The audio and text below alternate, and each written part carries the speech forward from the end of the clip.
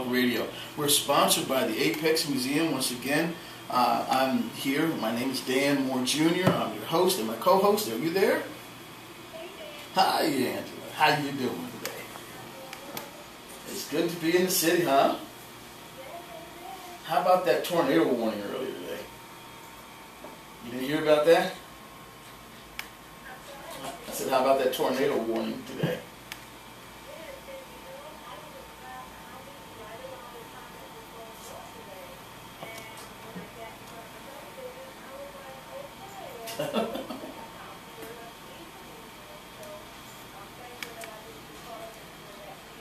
Right. Well, guess what? Guess what the wind blew in today? We have a special guest, a very special guest. And you know, today is what we do on a regular basis, ladies and gentlemen. We're going to be featuring young entrepreneurs, young black entrepreneurs that are really doing something that's phenomenal. And we have in our studio today introducing Kimberly D. Worthy. How are you, Kimberly? I'm great, Dan. How are you? Excellent. Now, Kimberly D. Worthy is an author, amongst other things. She literally wrote a book, and it's a book called Poetry is Not Just Rhyming. And tell us a little bit about your book, Poetry is Not Just Rhyming. Yes, my book, Poetry is Not Just Rhyming. In this book, basically, I take very advanced concepts in poetry, such as metaphors and alliteration, and I simplify it for elementary school students to learn it. It's a very interactive book. It's a coloring book as well, and it has pages for kids to create their own poems. Wow. And I'll tell you, ladies and gentlemen, this book is really fantastic. There's some things in it, like, for instance, I asked Kimberly, Angela, I asked her what her favorite section was, and there was a favorite section. What's it called? Haiku poems. Haiku poems. Have you ever heard of haiku poems? Oh, there you go. And I just learned about it today. I was like, this is phenomenal. Just taking a few words and how is it? What's it do, Kim? Yes, it consists of 3 lines. The first line has 5 syllables. The second line 7 syllables, and the third line 5 syllables. Wow, that's fantastic. And I tell you what, Angela, not only is she a fine author, but it's amazing how when somebody is putting their life together, she seems to be so well organized. I've known Kim for some time. And I can tell you right now, she is very, very well organized. She also wants to have some other aspirations that we're going to talk about. Yes. But first, before we go anywhere, read me just one of these. I like the Tree of Life. Read that to me. Okay. The Tree of Life. Trees are beautiful. We call them Mother Nature. They are homes for all. 575. Wow. Yes. Wow. Wow. A haiku poem. There you go. There you go. Now take. Isn't that? Thank you.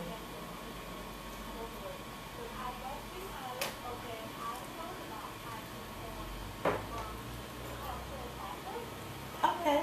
Wow. Oh, wow.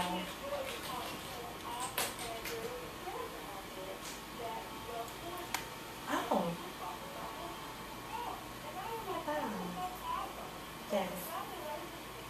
Thank you so much. And the phenomenal part about it is because you sat down one day and decided, let me put my stuff together. Tell us how you really put this together. This book actually started from a concept in middle school. We were given vocabulary words just to look up and learn how to spell the words. I took it a step further and created a poetry book that actually was entered into a poetry book competition, and it won first prize. So the book sat dormant since I was like 12 until recently I spoke with Mr. Dan Moore Sr., who's the founder of the Apex Museum. And he inspired me to go ahead and revamp my book, put a little more elements to it, and publish it. And that's how we came up with Poetry is Not Just Rhyming. Wow.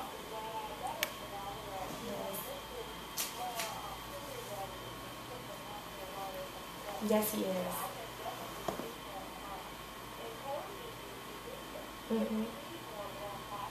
That is so true, yes. Was it hard to really kind of pull this together? I mean, did you have any apprehensions? Did you have any obstacles that you had to get over? Well, hard and no are 2 words that I do not allow in my vocabulary, so it wasn't hard. I like that.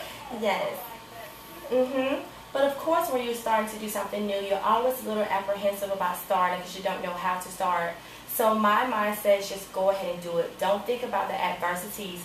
If it's something you love and passionate about, if you just write down your thoughts and just check them off as you complete them, then you're easier to complete your goals. It's easier. That sounds like it's a powerful mindset right Yes. there. Mm-hmm. Powerful mindset. Now, you not only have written the poems and put them together, but how were they published?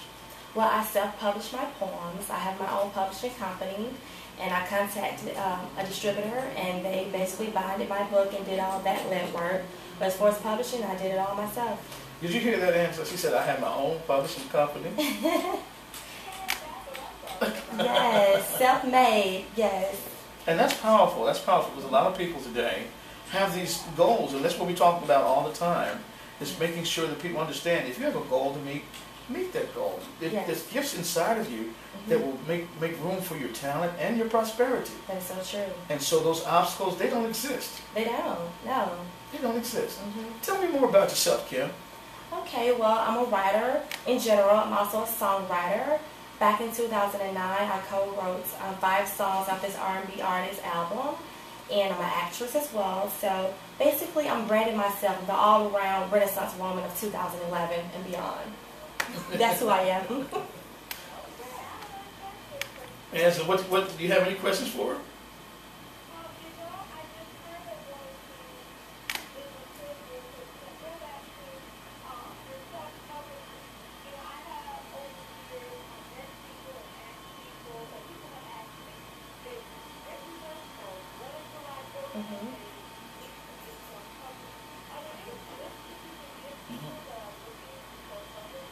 Sure, the number one thing you must have if you're going to self-publish is self-motivation, because that's the main difference between having a publisher and self-publishing. When you have a publisher, they do a lot of the legwork, like the marketing of your book and things of that nature. But when you're self-publishing, all that falls on you.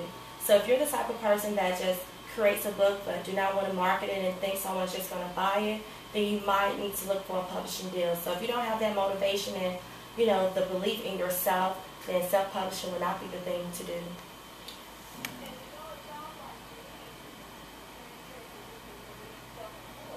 Yes.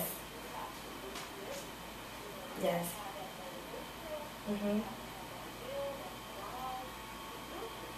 That is so true.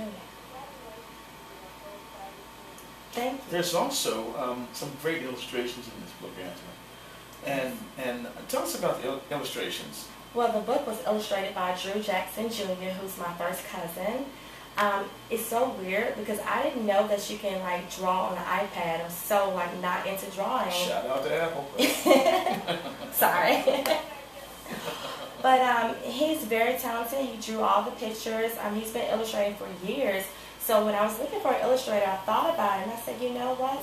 I need to reach out to my cousin because he's passionate about drawing and he just never received an opportunity to illustrate a book. So he was my first choice. Wonderful works, though. I'm talking about the color on the cover. Who chose the colors, by the way? I chose the colors, and we went back and forth, Mr. Moore and myself, on choosing what to actually put on the cover. And actually, I have a picture on my back cover that's me at the age of 12, and that was originally my first front cover. But then I thought about it. I didn't want the book to be about me because it's not a biography. It's a book for children. So I wanted something more child-friendly that everybody can relate to. So I decided for a yellow cover with a little boy underneath a palm tree writing poems and throwing away paper like on the grass because he can't think of like the perfect poem. That's the cover. Excellent. I'm looking at this one section here. It says, poetry is not just rhyming.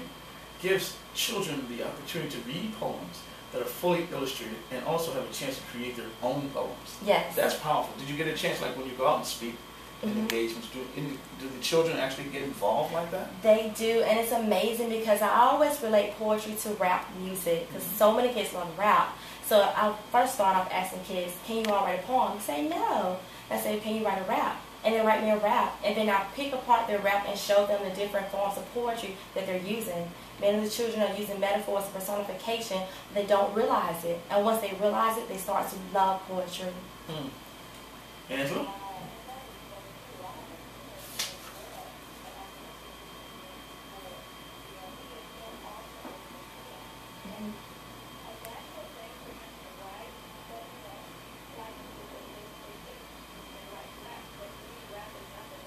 Yes, it is. Let me ask you a question, Ms. Kimberly D. Wilder. Yes. I'm looking at this bio, you're talking about being an aspiring actress. Now, I've seen you in some kind of DVD, movie presentation. Tell me about that. Yes, actually I've been acting ever since high school. I attended North Carolina High School for the Performing Arts here in Atlanta.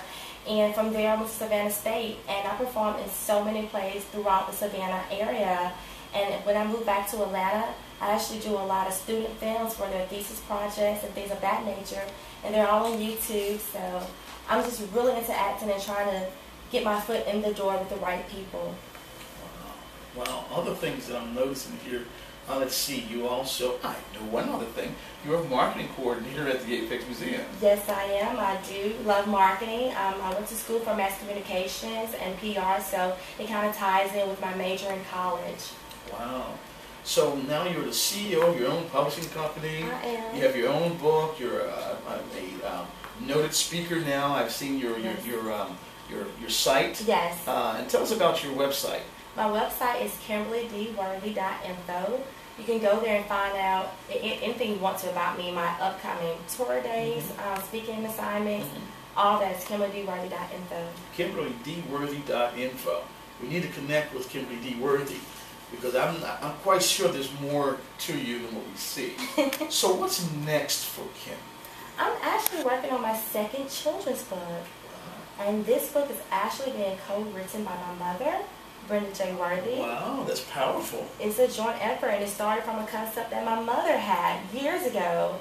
And I'm happy to bring that dream of hers into fruition. So I'm really excited about that. So your mother is here. She is here. Hello, Mom. How are you? Fine, how are you? She's here. Wow, great question. My book is sold at Apex Museum here in Atlanta. It's sold at Nubian Bookstore at Southlake Mall. And you can also, and that's in Marlin, Georgia. You can also find the book online by just going to KimberlyDworthy.info. And now the online retailers are listed on there. Wow. You've really prepared yourself, young lady. You know, I try. Every day I'm motivated to achieve greater heights. Angela, what do you think?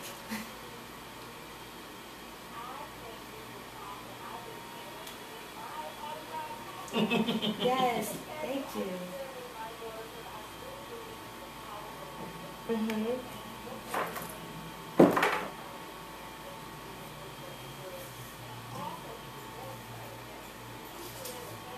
Yes. Yes. Thank you. I appreciate that. Thank you so much, Kimberly D. Worthy, author, songwriter, public speaker. Yes. We're glad to have you on ATL Connect Radio Show. Thank you for having me. And as we begin to close, I always like to close with this bit of a saying here, that remember, you are a miracle. Just look in the mirror each day and remind yourself of that greatness in you.